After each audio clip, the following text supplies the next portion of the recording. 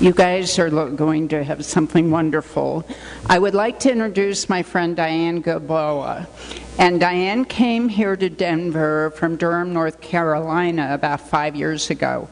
And I met her hiking maybe about 4 years ago.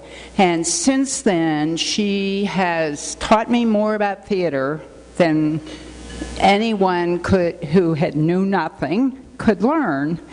And I have seen more good theater, actually fabulous theater in Denver, and I've seen some really bad stuff too. But Diane herself brings us wonderful theater through her group, Theater Or, which she brought with her from Durham, North Carolina. She produced at a Tony-winning theater there, and she's produced theater in New York. She is a gift to Denver. She is also a gift to the Jewish community because she, in her theater, honors Israeli playwrights and really Jewish culture that so many of us are part of, but we don't even know it. And I have seen all the plays. I am looking forward to Kindertransport. And today you will learn a little bit more about, if you didn't know about Kindertransport. She will bring actresses to do a little bit of the play and a Kindertransport person. She has actually found 7 living here in Denver and has enjoyed doing the research. I welcome Diane Bilboa.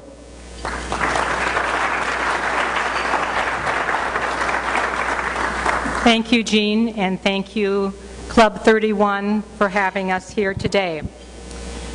For those of you who don't know what the Kindertransport was, prior to the onset of World War II, it was a series of rescue missions that got about 10,000 children, most of them Jewish, out of Germany, Czechoslovakia, and Austria, before the war began, and transported them to safety in England.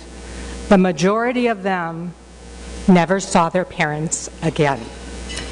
This is the 75th anniversary of the Kindertransport, and so we are producing this play in commemoration of that event. I must take a moment to comment on the unfortunate passing of Henry Lowenstein 2 days ago. We were planning a tribute for him. On your table, you will see cards for the play, and I hope you will all come, but it says that there is a tribute on the 22nd of October. The play will go on. We will still do that in performance, and we will acknowledge him, of course. But the play, the production itself, is intended to be much of the tribute, and there will be a community-wide memorial announced that will do more justice to the tribute than we would have done on this evening, and that will be announced for some time in November. But because of Henry, I am actually here today, because when I started this journey and decided to produce the play, he was the only person I knew in Denver who had been a Kindertransportee or a Kindertransport child survivor. As a result of finding Henry, I have since found 6 other child survivors in the area and have interviewed them all.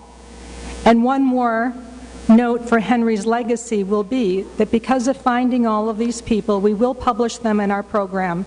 Their stories will be told, and at least in Denver, the Kindertransport will never be forgotten. And now I'd like to introduce Zoe Miller, who plays Ava in our play. She is the young woman who's sent away on the Kindertransport. She is in the scene now in England with her foster mother, Lil, who is played by Margaret Amadeus Cassart. We played a little bit with the microphones before. The acoustics are not great, so bear with us a little bit.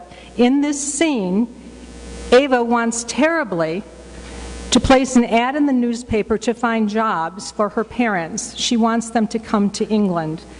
So in this scene, they're discussing the ad, and they are discussing also what type of jobs would be possible for her parents to have should they be fortunate enough to come.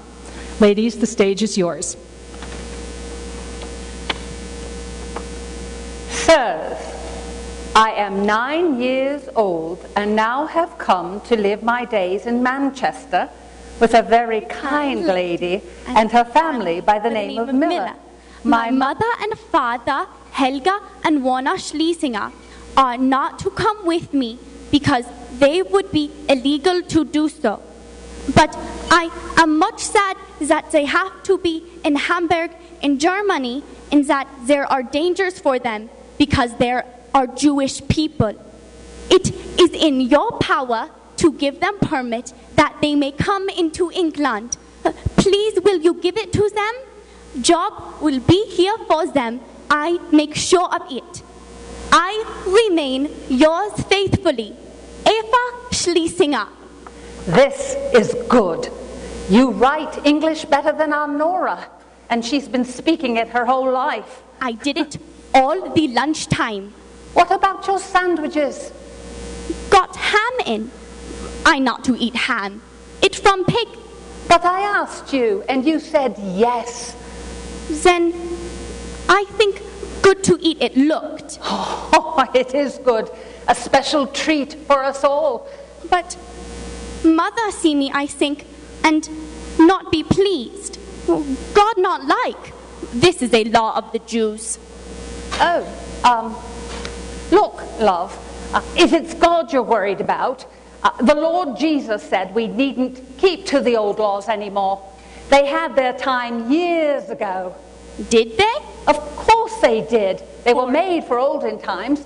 New things have come to put in their place. For all persons, even Jews? Especially for Jews. Why not all Jews think that? Hanging on to the past, I suppose. Now, listen you. Always make time to eat, no matter what. There are enough starving children in the world without adding to their number. Please, you do letter? Oh, I've got a lot to do before I can do that. Need to find them jobs, sort out sponsors. We'll put an ad in the paper. Here's the sort of thing. Married couple, still in England, perfect English, want position. Wife, perfect cook, husband, experienced driver. Right to, etc., etc. We have to word it right. Father is in bank. We write he to be in bank. Oh, I can't do that, love. But he do that. Oh, he master in bank. Nazis stop him. Here, he do again. No Nazis here. The only jobs they'll let them do is as servants. I checked. What about gardener? Father? No. At home, cultural gardener. What about cook then? Mother knows to cook. I think. Cook, good. Plus, we'll say she can clean. And their English is fluent. What about your dad as a butler? They not servants. Look, do you want them here as servants or over there? If not do servant, they not come? No. As simple as that. All right. Father could do butler. Used to be a bank manager, didn't he? Stand the same way do bank managers and butlers. Stand same way? Yeah, like this. Butler. Harumph, harumph, harumph. Bank manager. Harumph, harumph, harumph. Same thing. Not in Germany. No, different sense of humor too. Sense? Oh, it's a joke, lovey. Just a joke. We call you laugh a minute. Where'd you learn that? Please, you do add now? Oh, all right. Married couple, non-Aryan, very cultured. We'll copy that.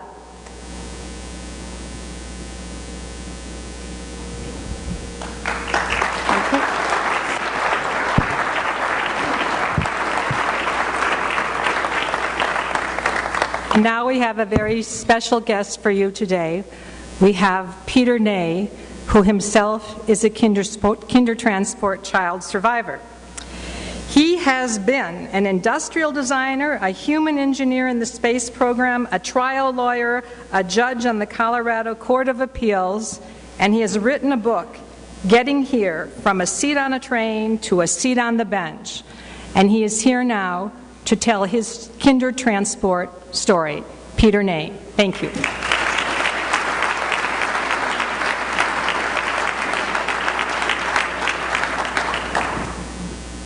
Hello.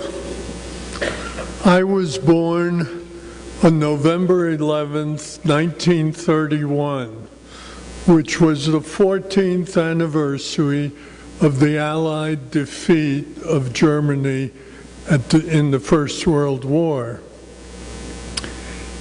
2 years after my birth, Hitler became Chancellor of Germany.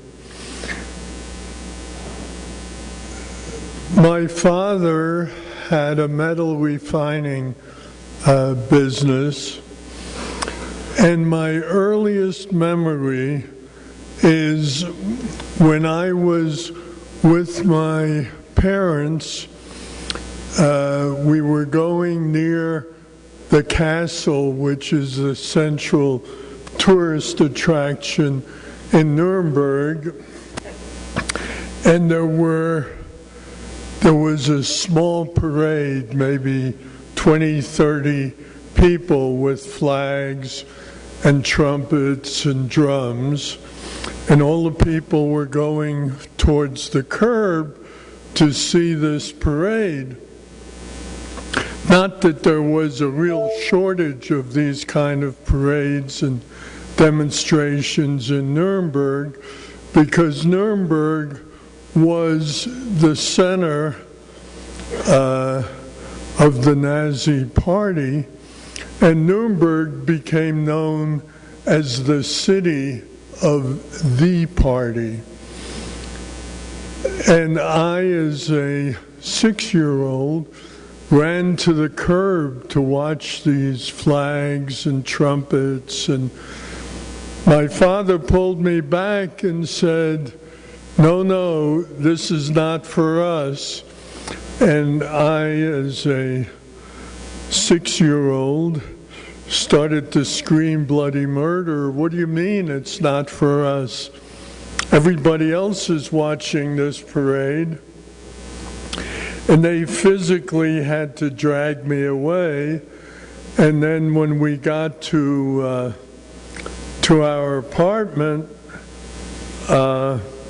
they tried to explain to me that we were Jewish, and that's why this was not for us. Well, I came to the conclusion that my parents were just nuts. All these other people were going to the curb to watch this excitement, and I thought that my parents just didn't know what was going on. Of course, they knew better than I did what was going on. And I had been looking forward to starting school, because at that time I was 6 years old and I was going to start school, and I had a general idea where the school was, but then I did not start school because at that time the Nuremberg laws, which had the name of Nuremberg because they originated there, but they were effective throughout Germany. They did not permit Jewish children to go to the public school. So the Jewish community organized their own school, which is where I eventually went. This takes us to November 9th, 1938. At that time, I was looking forward to my birthday, which was 2 days hence, my 7th birthday, And I remember my parents were somewhat nervous that particular evening of November 9th. They expected something was going to happen. They had laid out their clothes, and they were very careful when they put me to bed in our apartment.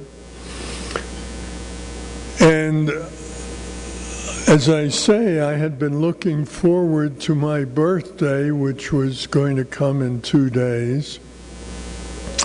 And during the night of November 9th, I remember waking up to what I assumed was the sound of barrels rolling down the steps of our apartment house.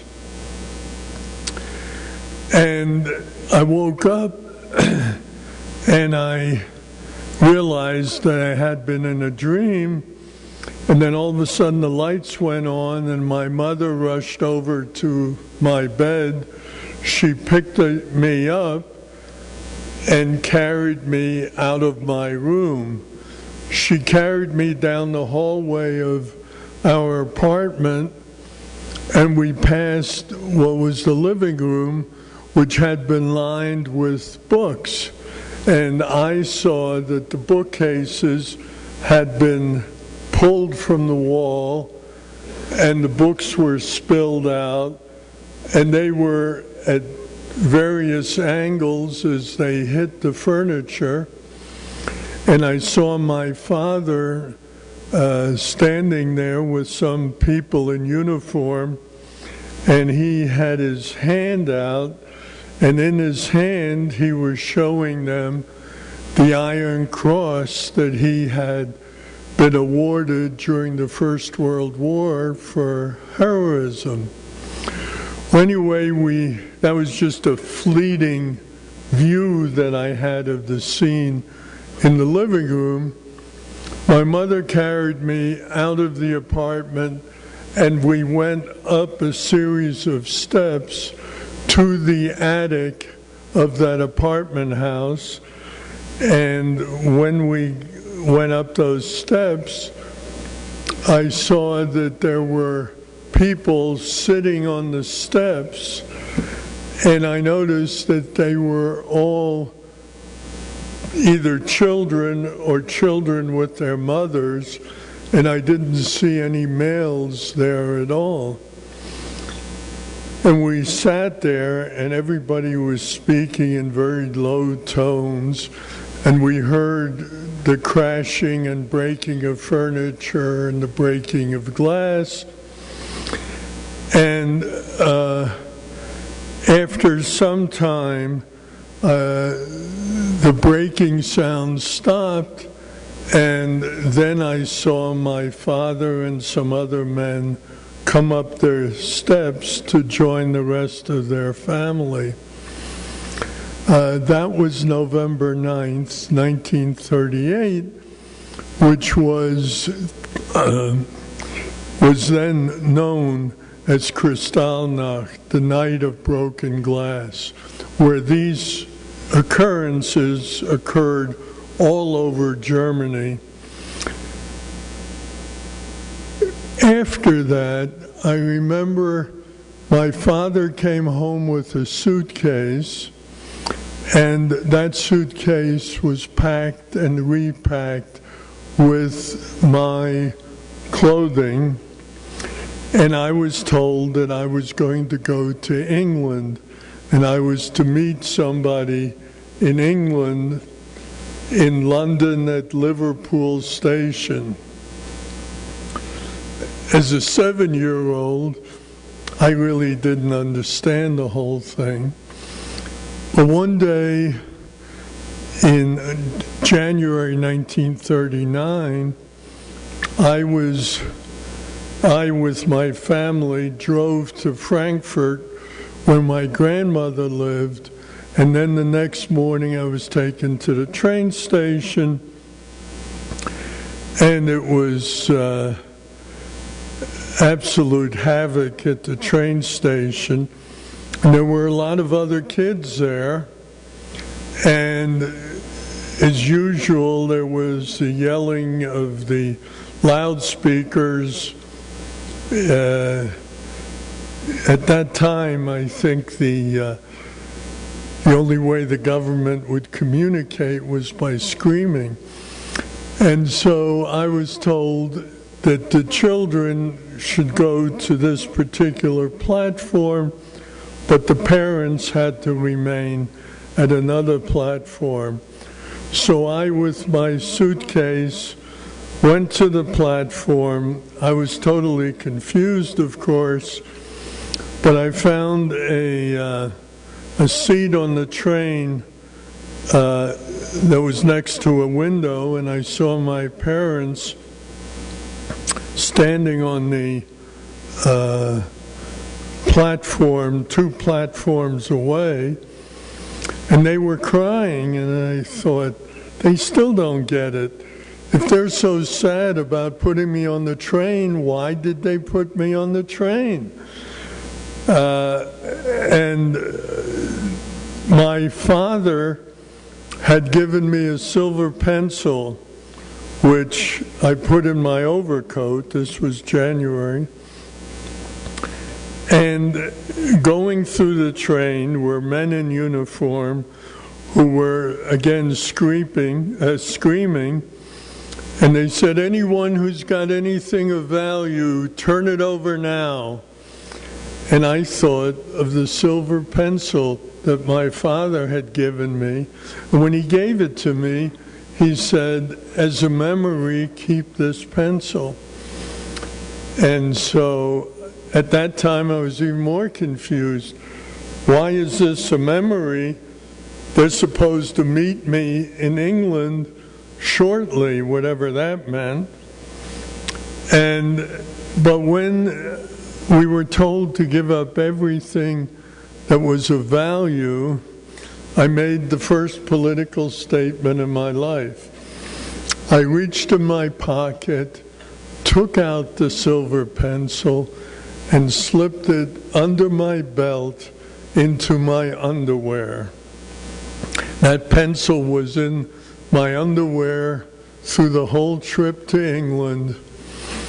Well, the train went through the German countryside, and all of a sudden it stopped, and the men in uniform got off.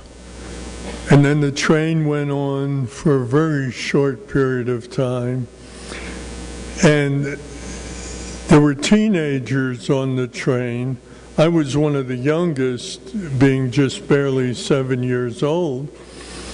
And the teenagers started to scream and yell because they had realized that we had just crossed the border out of Germany into the Netherlands. The train stopped again, and on the side of the train were these women in white uniforms who signaled for us to lower the windows, and they gave us all hot chocolate and cookies. And we left the men in uniform behind. We went on to the Hook of Holland, and then took a ship to England. I, of course, proceeded to immediately get lost because I was totally confused between what England meant and what London meant or Liverpool Station. But I knew I was supposed to be on a train. I didn't see a train when we got off the ship, so I wandered off into the countryside and fell asleep to be woken up by a British bobby who immediately recognized where I was from, and he took me back to this camp, which was in Harwich, England, which was a summer vacation resort. Of course, it wasn't useful for that purpose in January, so it was translated or made into a reception center for all these kids that were coming out of Germany. There were 10,000 children that got out of Germany on those trains as I did. Out of those 10,000 children, only 1,000 ever saw their parents again. I was doubly lucky, first of all, to be on the kinder transport, and secondly, that I was reunited with my parents in England. And it was about a year later that we got permission to come to the United States, which is the third time I was lucky in a very short period of time. If any of you have any questions, I'll be happy to take them.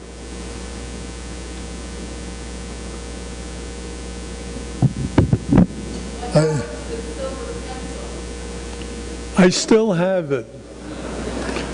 I still have the silver pencil. It doesn't work anymore, but I still have the pencil. Another question here. Right over here. Thanks for sharing your story. I'm over here.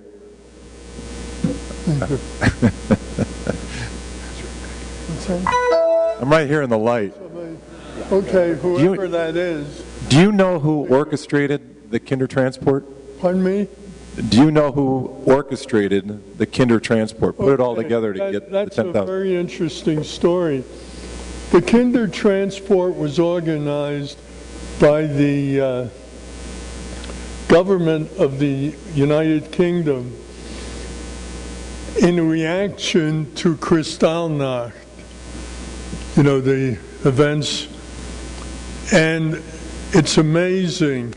Kristallnacht occurred on November 9th, 1938. The Parliament of the United Kingdom reacted to that, and the first train left Germany on December 2nd, 1938.